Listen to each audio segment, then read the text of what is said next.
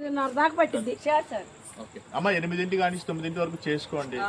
అది కూడా మీకు ఏంటంటే మీకైనా పాసిబిలిటీ ఉంటే అదో ఆ పైన స్పీకర్ ఉంది కదా కొంచెం దాన్ని ఇటు కొంచెం తుఫాన్ అప్పుడు మొత్తం ఇటేపు చెప్పనియండి అమ్మ. మీరు శనివారం ప్రతి శనివారం ఎందుకంటే మీ ఊర్లో హరినామం జరిగితే గన అందరికీ ఆరోగ్యం బాగుంటుంది, అందరికీ హెల్త్లు బాగుంటాయి. మీకు మంచి మంచి భగవద్గీత పెట్టుకోండి.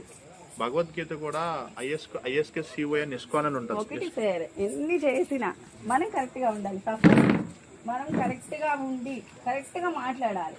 ఈ రోజు ఒక మాట, రేపు ఒక మాట, ఎల్లుండి ఒక మాట మాట్లాడినా మనం ఎన్ని చేసినా అది ఫలించదు.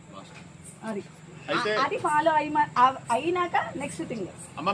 మీకు శనివారం ప్రతి శనివారం మీరు తూచా తప్పకుండా 8 కానీ 9 దాకా పెట్టుకున్న పాప మైక్ పెట్టాలండి.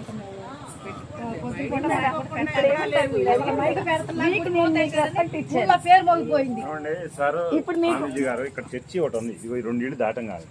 అలా ఆపగలుగుతారా? మన సనాతన ధర్మాన్ని ఆపమంటున్నారు కానీ ఎవరైనా ఆ చర్చిని ఆపగలుగుతారా? వెళ్ళి ఆడ ఆపమనండి, మైక్ కట్టేమనండి. అది మీకు చెప్తానండి.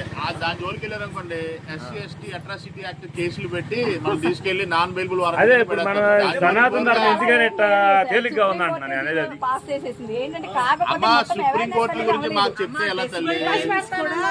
అదే ఇప్పుడు సనాతన ధర్మం మీద ఎవరి మీద కేసు పెడతారు? పెట్టమనండి, ఎవరి మీద పెడతారు?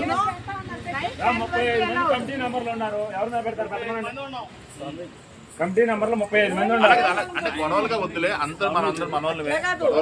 టైం ఉందండి, 9:30, 10 లోపల మీరు క్లోజ్ చేసేసుకోండి అండి. విలేజెస్ కాబట్టి చెప్పింది మనం కూడా అర్థం మాట్లాడుకొని అర్థం చేసుకునే దాన్ని బట్టి ఉండేది. అది నేను కూడా